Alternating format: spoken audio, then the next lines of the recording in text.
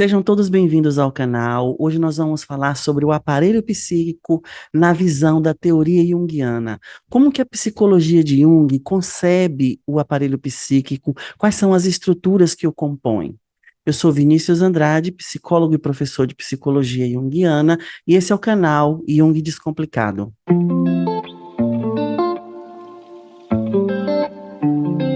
Bom, eu fiz esse gráfico, esse diagrama, para tentar ilustrar um pouco para vocês como é o aparelho psíquico na abordagem junguiana.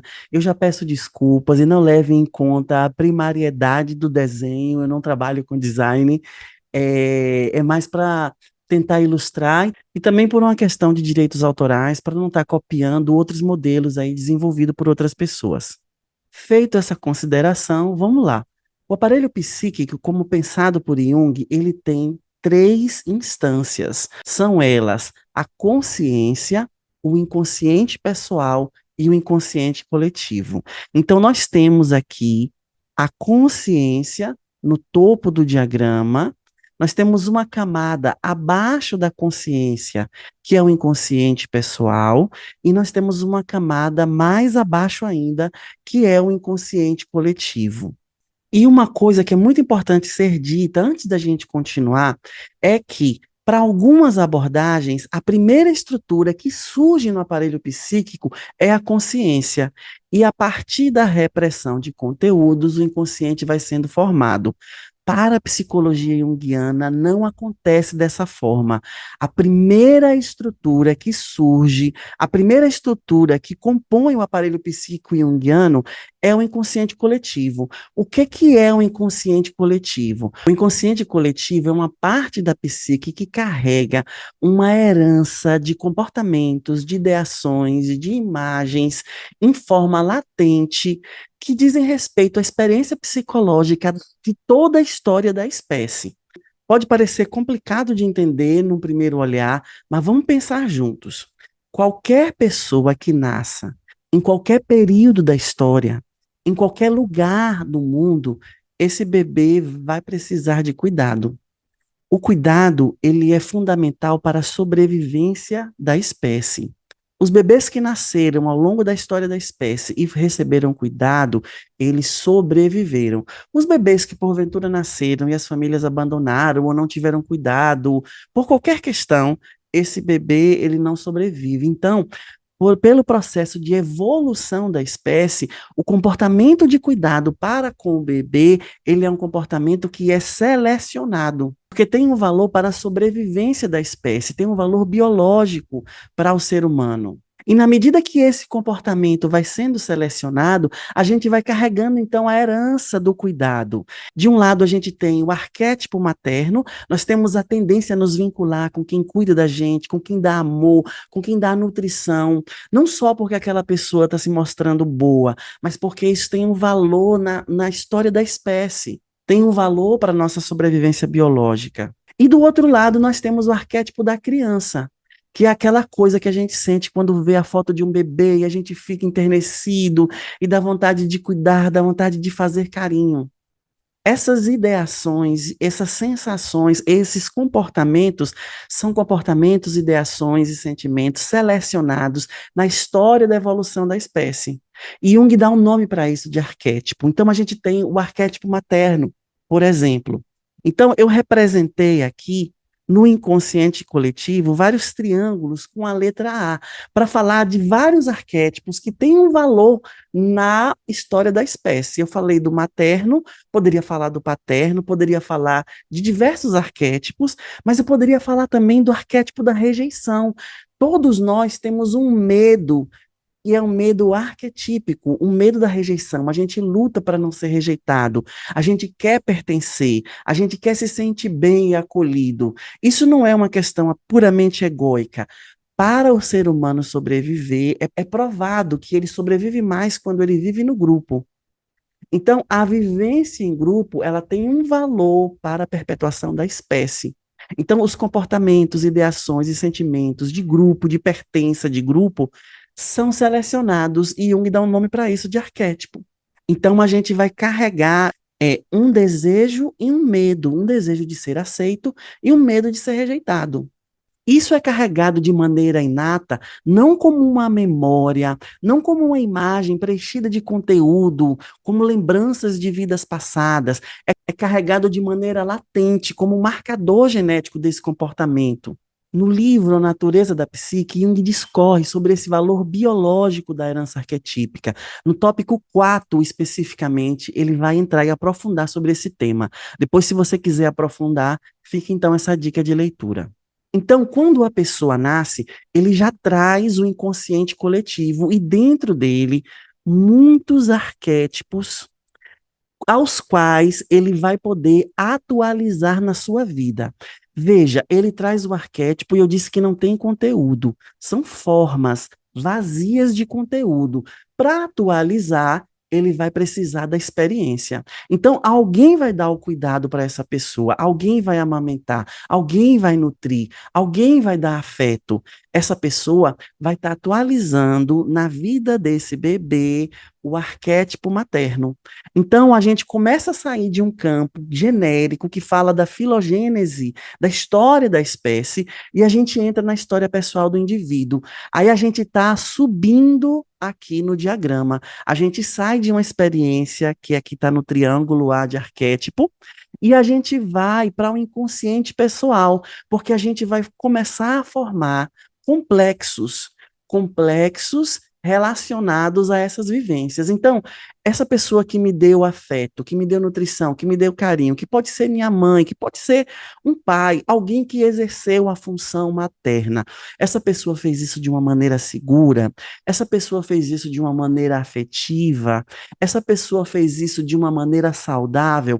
Então, eu vou desenvolver um complexo materno saudável, positivo. Agora, se essa pessoa fez isso de uma maneira que não foi muito legal, de uma maneira devoradora, de uma maneira narcísica, se eu tive experiências, né, de troca de afeto, de nutrição e de cuidado, onde eu passei pelo desamparo, onde eu passei pela experiência de vulnerabilidade e não tive a possibilidade de elaboração dessa experiência, eu também desenvolvo um complexo que vai ser lido como negativo. Então, a primeira estrutura é o inconsciente coletivo. O inconsciente coletivo, ele está aqui, latente, precisando se manifestar, querendo se manifestar. Quando eu encontro aquele tema na minha vida e eu vivo a experiência, eu sinto os afetos ligados àquela experiência, eu começo a preencher dentro de mim, no meu inconsciente pessoal, um complexo. Então, veja, eu tenho o complexo materno, que fala da minha experiência pessoal com o tema materno, mas eu carrego também um materno que vem da história da espécie. Da mesma forma, eu falei da rejeição, lá arquetipicamente. Vamos supor que eu comecei a socializar e eu me senti aceito, me senti pertencente, até dentro da própria casa, né? Eu senti que meus pais me amam, eu me sinto pertencente nesse espaço, eu desenvolvo um complexo positivo, ou eu me sinto rejeitado, eu nasci com alguma questão e senti de alguma maneira que meu pai me rejeitava ou minha mãe me rejeitava. Então eu começo a desenvolver um complexo e preencher ele com experiências afetivas negativas ou experiências afetivas que eu não tenho a possibilidade de elaborar. Então, eu desenvolvo um complexo negativo. Então, no final das contas, eu vou ter inúmeros arquétipos no inconsciente coletivo. A gente tem tantos arquétipos quantas são as possibilidades de experiência psicológica. Mas aquilo que eu fui atualizando na minha vida, eu vou desenvolvendo os complexos. Então, todo complexo vai estar ligado a um arquétipo. No núcleo de um complexo, a gente tem sempre um arquétipo. E dentre os complexos, nós temos um complexo que e tem uma função extremamente importante dentro do aparelho psíquico, que é o complexo que vai me dar a sensação de identidade. É um complexo que vai me dar a sensação de quem eu sou, que vai me dar uma sensação de coerência, de personalidade, das minhas características, dos meus objetivos. Esse complexo Jung chama de ego. Então, nós temos aqui um complexo que se sobressai entre os outros, tem muita força, porque fala da identidade, fala da realização, fala, né, da minha realização no mundo. que por essa importância vai para a consciência. Estar na consciência, estar nessa terceira camada, significa que eu tenho acesso imediato a ele. Emoções, as percepções, as elaborações, a autoimagem, a autoestima. Como eu disse, que no núcleo de cada complexo existe um arquétipo, no ego também existe um núcleo. Existe um arquétipo que fala da identidade, que fala de quem eu sou, mas não é essa construção pessoal, é uma tendência arquetípica a me desenvolver, a me realizar no meu potencial mais pleno. Esse arquétipo é o arquétipo do self. Então, eu destaco aqui no inconsciente coletivo. O self, ele é um arquétipo e ele vai comandar todo o desenvolvimento psíquico, ele vai fazer um processo de autorregulação dentro do aparelho psíquico. Então, ele vai estar ligado ao ego. É por isso que Jung usa muito nas suas obras o termo eixo ego-self, porque é esse diálogo entre o complexo do ego e o arquétipo do self. O ego que é consciente, o self que é inconsciente. Então, esse diálogo da consciência com o inconsciente, que tem o poder de nos transformar. Então, nós temos aqui essas três camadas e a história começa, reforçando mais uma vez, de baixo para cima. Primeiro nós temos o inconsciente, depois nós temos a consciência. Esse aparelho psíquico, essa pessoa com o seu ego, a sua construção, quem ela acha que ela é, os seus complexos, as suas experiências de rejeição, de aceitação, de materno, de paterno, de poder, e todos os arquétipos que estão atualizados na sua vida, essa pessoa ela está colocada no mundo.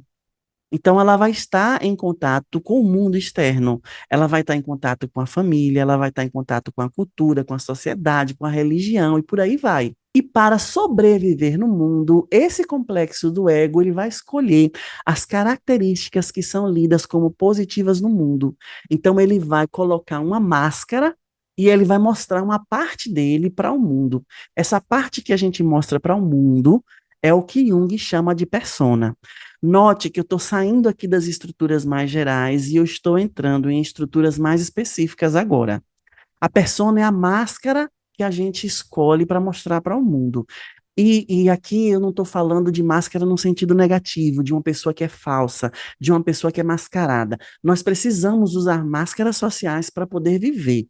Eu sou professor. Quando eu vou dar aula, eu coloco a máscara de professor. O que eu quero dizer com isso? Eu quero dizer que eu não vou me comportar na sala de aula como eu me comporto na minha casa, ou como eu me comporto como eu estou sentado num bar com os meus amigos. Ali existe uma forma de se comportar, existe uma conduta, existe uma forma de se vestir. Então, tudo isso vai estar relacionado a essa persona que eu escolho mostrar para o mundo. Entende?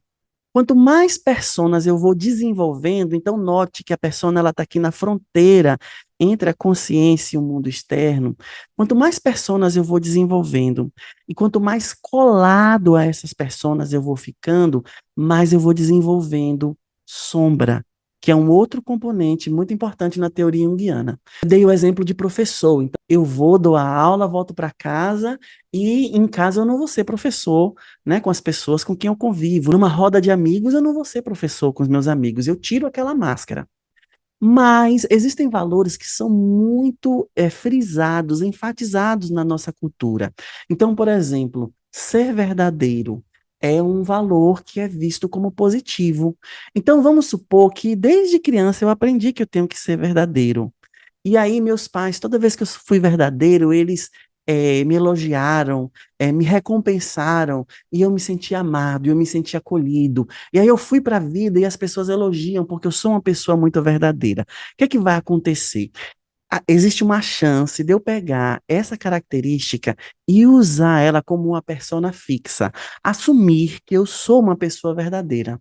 Então, o que é que vai acontecer com situações ou em momentos que a vida exigir que eu não seja tão verdadeiro, eu vou ter dificuldade. Por quê? Porque essa capacidade de fazer essa negociação, de entender, por exemplo, não, eu estou conhecendo essa pessoa aqui agora, eu não vou ser verdadeiro e falar da minha vida inteira. Não sei quais são as intenções dessa pessoa. isso fica comprometido, porque você está fixado na persona de que você tem que ser verdadeiro o tempo inteiro. Então, isso vai sendo reprimido e se torna uma sombra que está aqui entre a consciência e o inconsciente pessoal. Ou seja, a gente acessa as nossas sombras, especialmente pela projeção, mas ela tem um pezinho também no inconsciente. As nossas sombras, elas são parcialmente conhecidas e às vezes completamente desconhecidas. E eu vou ter ainda um conjunto de características ligados à ânima e o ânimos que somados dão a totalidade da experiência psicológica que vão estar entre o arquetípico, entre o inconsciente coletivo e o inconsciente pessoal. Porque note, a persona e a sombra, elas falam muito da nossa vivência. Então é como se eles fossem a porta de entrada para o inconsciente pessoal, enquanto a ânima e o ânimo são a porta de entrada para o inconsciente coletivo. Ou melhor, são a porta de entrada para o diálogo com o self. Tem uma outra coisa que é muito importante de ser dita. É, todo esse aparelho, ele é regido pelo self. O self é que percebe quando a gente está tendendo muito para um lado, quando a gente está polarizando. Então, essa questão que eu falei, né? Vamos supor que eu estou aqui cristalizado na ideia de que eu tenho que ser verdadeiro para ser aceito. O self, ele percebe essa discrepância na relação entre esses dois componentes e ele vai fazendo um processo de autorregulação. Ele vai tentando uma comunicação para que a gente tenha uma experiência mais íntegra, mais inteira possível. Então, esse é o movimento. A gente já nasce carregado de tendências arquetípicas, inatas, latentes, são formas desprovidas de conteúdo. Quando a gente vai vivendo, a gente vai desenvolvendo os nossos complexos pessoais a partir das nossas vivências, das nossas memórias, e principalmente das experiências afetivas. Os complexos são carregados da nossa experiência afetiva. E algumas dessas vivências a gente tem consciência, outras não. Essa consciência de si é o que é o ego. O ego, ele rege a consciência. O self, ele rege o aparelho psíquico inteiro. Em algum momento da teoria, Jung diz também que o self é o próprio aparelho psíquico inteiro. Porque é como se fosse o seu eu verdadeiro, quem você é na sua inteireza. O ego é a consciência, é uma parte muito pequena de quem você é.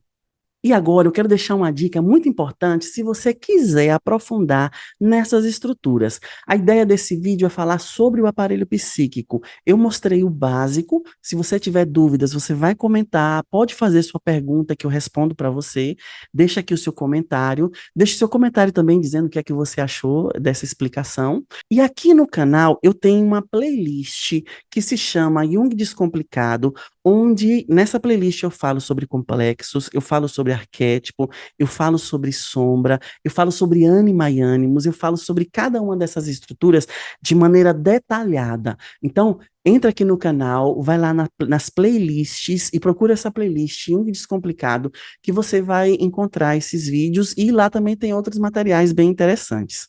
E eu quero deixar uma segunda dica. Se você quer estudar a psicologia de Jung, aprofundar nos conceitos da teoria de Jung, indo direto na fonte, sendo orientado e guiado por mim, eu quero indicar para você o meu curso Fundamentos da Psicologia Junguiana. É um curso onde eu explico toda a base da teoria de Jung. Eu explico aspectos históricos e científicos da construção da teoria de Jung. A gente vai falar de todas as estruturas, a gente vai falar das estruturas da personalidade, depois a gente vai falar do desenvolvimento, que é a individuação, e da dinâmica da personalidade, como é que o self faz esse processo de autorregulação, onde é que entra então nesse processo os sonhos, os sintomas, os símbolos, e a gente vai falar também da tipologia de personalidade. Eu vou deixar aqui na descrição o link para você entrar na minha página e ver todas as informações desse curso. É um curso gravado em videoaulas que já está disponível na Hotmart. Ao adquirir, você tem acesso imediato e você tem um ano para assistir às aulas quantas vezes você quiser. Você vai poder interagir na plataforma, fazer perguntas e eu vou estar lá dando todo o suporte para vocês. No mais, se você não quiser perder os próximos conteúdos, se inscreve aqui no canal, deixa o like e ativa as notificações. Eu espero que você tenha gostado desse vídeo. Espero que ele tenha te ajudado a entender o aparelho psíquico na visão junguiana. Um grande abraço e até a próxima.